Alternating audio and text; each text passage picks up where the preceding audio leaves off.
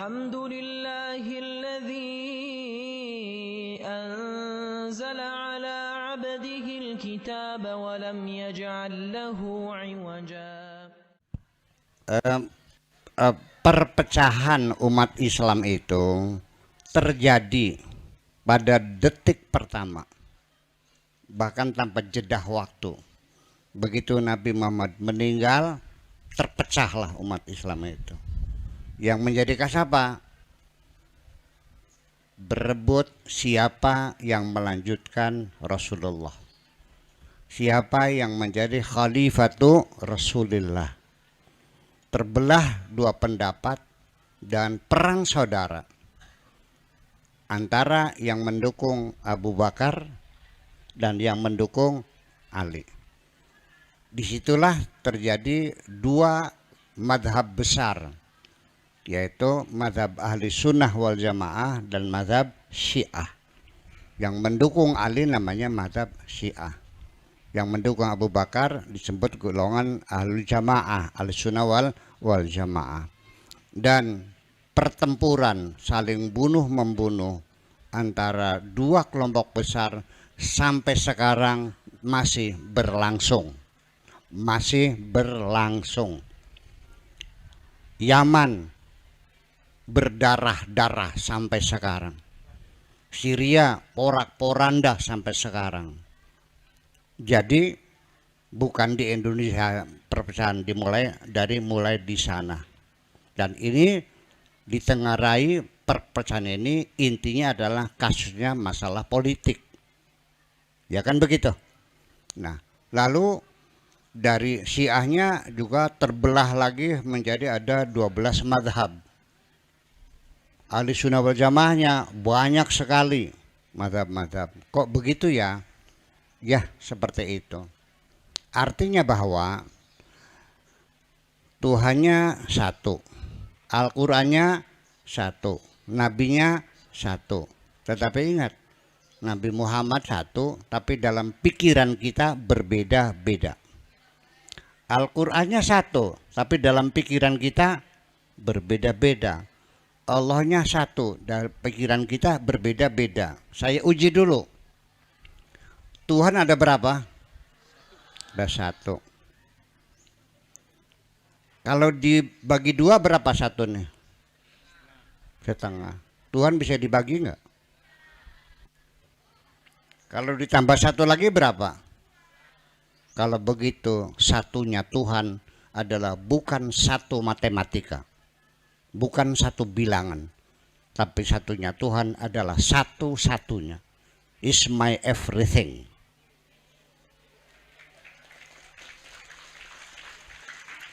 Maknanya satu, artinya hidupku hanya untuk Allah, matiku hanya untuk Allah, ibadahku hanya untuk Allah, harapanku hanya kepada Allah, aku hanya takut kepada Allah, aku hanya meminta kepada Allah, aku hanya seterusnya dan tidak akan selesai hari ini. Itulah mananya is my everything. Itu esa Tuhan. Bedakan selamanya dalam pikiranmu Tuhan itu satu gitu. Kalau satu kan bisa dibagi dua, dibagi semiliar bisa enggak? Oh bisa dibagi berapa saja itu. Dibagi 1 triliun pangkat 1 triliun bisa enggak? Ya bisa. Nah itulah persoalannya. Nabinya satu. Ada yang meniru Nabi tapi enggak paham, tidak menjangkau otaknya. Yang sudah ketahuan selingkuh sama perempuan lain, ketangguhan, boro-boro minta maaf sama istrinya, boro-boro bertobat. Bilangnya apa? Sunnah Rasul. Betul enggak? Ini nasib perempuan ini buruk sekali. Kalau perempuan selingkuh, disate bu, atau dipecel. Tapi kalau laki-laki selingkuh, bilangnya apa? Apa begitu? Saya mau nanya bapak-bapak, Menyakiti hati istri itu sakit enggak, dosa enggak sih? Gede tak cilik? Gede. Betul kan? Jadi dalam pikirannya Nabi tukang kawin. Ya kan begitu berarti kan? Tolong jauhkan pikiran-pikiran yang negatif kepada Nabi semacam itu. Dia terlalu mulia kok. Kita tuduh yang macam-macam itu. Nabi enggak galak, enggak tukang kawin, enggak kok. Kita harus tahu alasannya apa Nabi itu mengawini banyak perempuan. Harus tahu situasi kondisinya. Jangan langsung kesimpulan. Coba premis-premisnya disusun yang baik dulu. Itu pun belum tentu konklusinya benar kok. Ya, setiap premis kita uji kebenarannya dulu. Dan susunan premisnya juga harus kronologis. A sama dengan B, B sama dengan C. Baru kita simpulkan A sama dengan C. Kan begitu persoalannya. Nah, ini premis-premisnya Aristoteles ini. Ya, tapi itu logika kita berjalan. Bahwa umat Islam dulu tuh tidak disuruh untuk kawin lagi. Tidak disuruh berpoligami, tapi disuruh untuk menyantuni anak yatim, ngasih makan fakir miskin. Itu makanya ayat itu bunyinya wa in khiftum alla tuqsitu fil yatama, kalau kamu khawatir anak yatim terlantar kan gitu, maka silakan fangkihu matobalakum minan nisa'i masna wa thulatha wa ruba'a. Jadi perintahnya bukan suruh kawin, menyantuni anak yatim. Kenapa? Begitu pentingnya pesan anak yatim.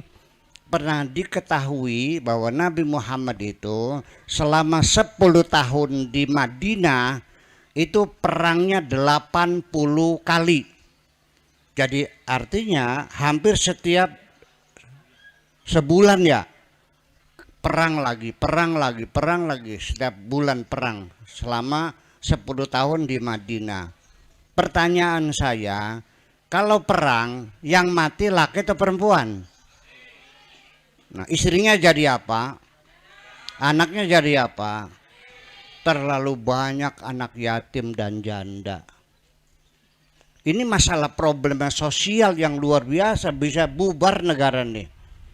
Ya, apapun yang terjadi, sekalipun kediktatoran, sekalipun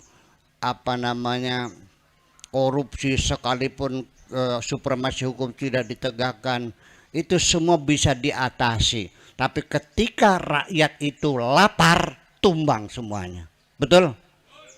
Nah, ini kasihan anak-anak yatim. Jadi makanya untuk mengatasi supaya anak yatim tidak terlantar, awas. Kondisi sosial pada waktu itu belum ada negara, belum ada Kementerian Sosial, belum ada Yayasan Yatim Piatu. Jadi cara yang paling efektif ya dikawinilah janda-janda yang punya anak banyak itu. Betul nggak? Nah, kalau Pak Afkar kawin lagi janda anaknya 8. Kawin lagi janda anaknya 7.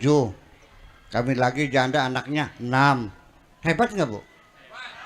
Iya, disekolahkan semua, jadi dokter semua, wah bukan main. Ya itu, ternyata kawin lagi perawan lagi. Ya itu mah namanya bukan sunnah rasul, sunnah nafsu namanya. Paham? Itulah sebabnya. Nah, kita kembali, artinya Qurannya satu, dalam pikiran kita bermacam-macam. Allah satu, dalam pikiran kita bermacam-macam. Nabinya satu, bermacam-macam. Kenapa demikian? Itu secara kodrati bahwa pluralitas itu tidak bisa dihindari, harus kita terima sebagai realita kehidupan. Kemajmukan adalah kodrati. Pasti ada kemajmukan, tidak mungkin. Allah sengaja membuat majmuk manusia ini supaya kita lebih nyaman. Anak-anak sekalian, pengen lihat kebun binatang nggak? Di Ragunan. Berapa karsisnya? 30.000. Berapa? 15.000. Nah, mobilnya dari sini ke Ragunan berapa? 400.000. Ternyata begitu masuk, ninjurannya isinya ketek kabeh. Jengkel enggak? Bisanya kita seneng karena ada ketek, ada kunyuk, ada cemera. Iya, dunia juga dibikin majmuk supaya rame. Kenapa kita tidak mau majemuk? Jadi pengennya kira-kira hidungnya sama semua, pesek semua gitu ya, nggak bisa dong. Allah membuat itu, wa min ayatihi ikhtilafu alwanikum wa alsinatikum. Di antara tanda-tanda kebesaran Tuhan adalah bahasa kamu berbeda-beda, warna kulit kamu berbeda-beda, sengaja dibikin beda-beda. Agama juga beda-beda. Dalam agama juga mazhabnya berbeda-beda. Nanti dalam mazhab ada kino-kino yang berbeda-beda, ada aliran dan seterusnya. Itu bukan hanya di agama Islam, di agama lain juga sama dan di mana-mana ada. Itulah bahwa pluralitas itu adalah suatu realita yang tidak bisa dihindari. Makanya sudah kita terima. Ada Buddha, ada Hindu, ada Katolik, ada Protestan, ada Islam, ada abangan, ada wiwitan, ya kan? Ada kepercayaan. Itulah realita seperti itu. Untuk apa? Untuk berlomba berbuat kebaikan, bukan bermusuhan. Kita hormati semuanya itu, jangan ada permusuhan, jangan ada klaim-klaim aku yang paling benar. Itu berbahaya sekali. Kita hormati saja semuanya itu. Nah, saya akan menjelaskan balik kenapa kok pluralitas selalu terjadi di mana-mana. Artinya cara kita melihat, cara kita memandang berbeda-beda satu dengan yang lain. Sebabnya ada dua, anak-anak sekalian, yang menyebabkan kita selalu berbeda dalam beragama, dalam menjalankan hobi, kesenangan, berpikir dan sebagainya berbeda-beda karena ada dua hal. Pertama yang disebut dengan relativitas terhadap materi kajian kita, dan kedua adalah subjektivitas yang melekat pada diri kita sendiri. Maka kita melihat apa saja pasti berbeda.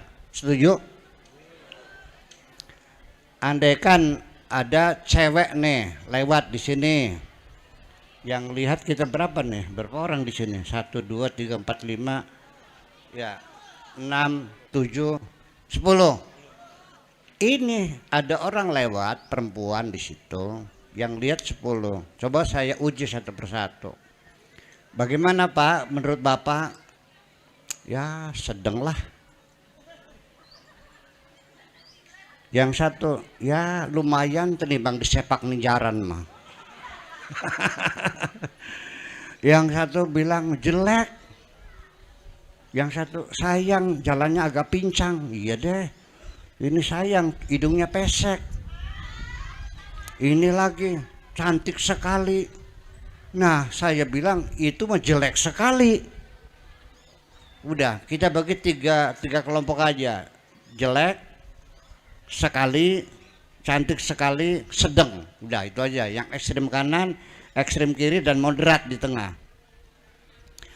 Ternyata yang menilai perempuan tadi sedang itu bapak kepala sekolah yang tiap hari banyak lihat siswi-siswi, ibu guru, ya gaulnya luas, ya aktif dalam masyarakat, ikut jamiahan, jadi melihat perempuan banyak, ya segitu mah, ya sedang lah.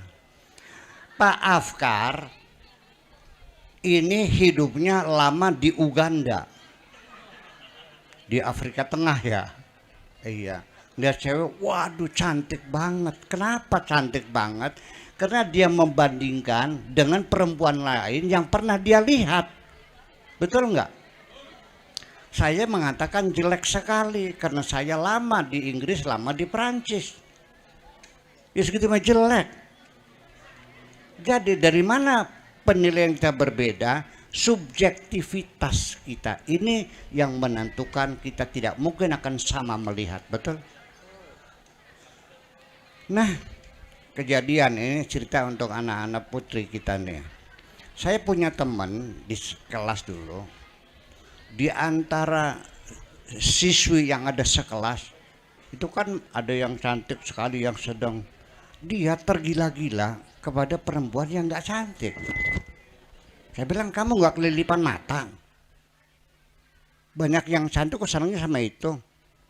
Cantik kok sih. Itu cantik, cantik sekali. Aku tergila-gila. Di mananya? Ninggiole.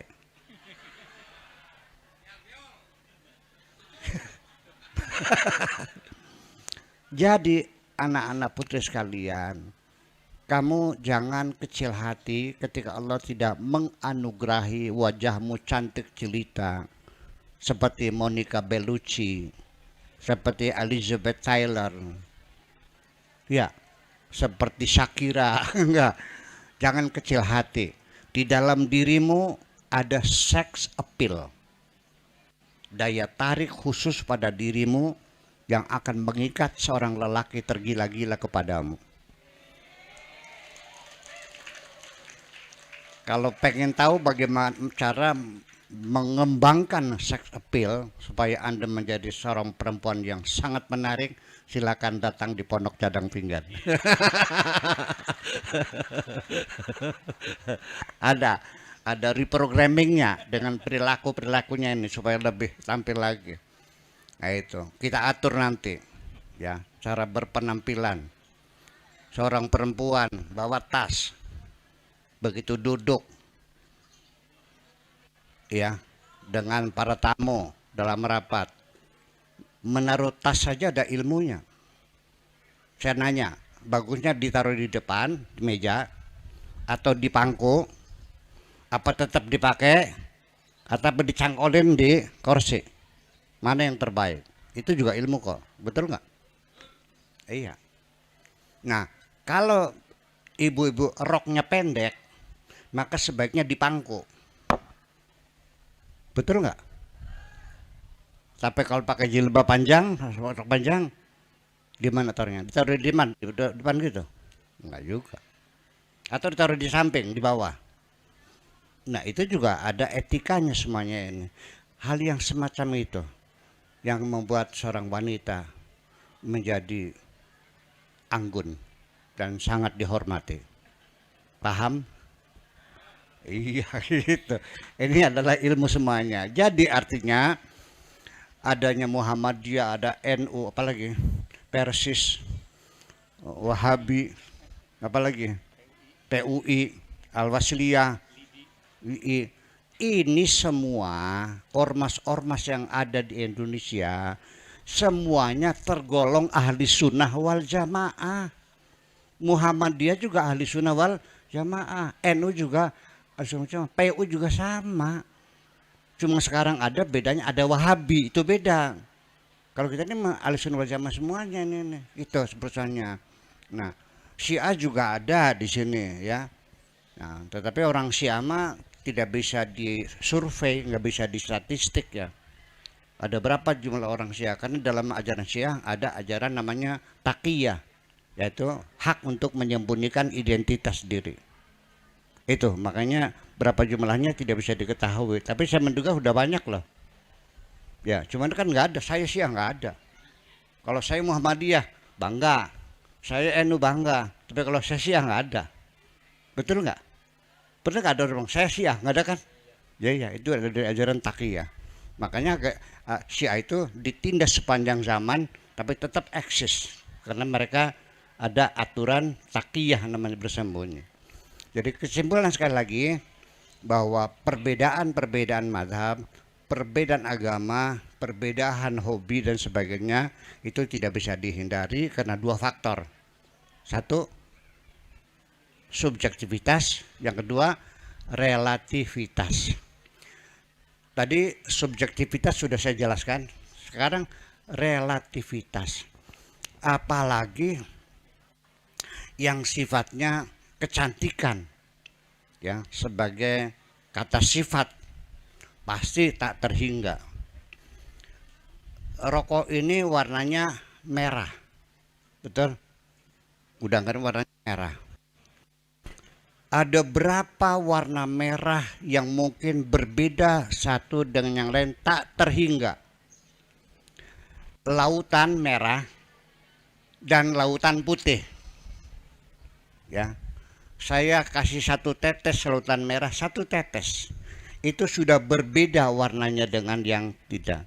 2 tetes berbeda enggak?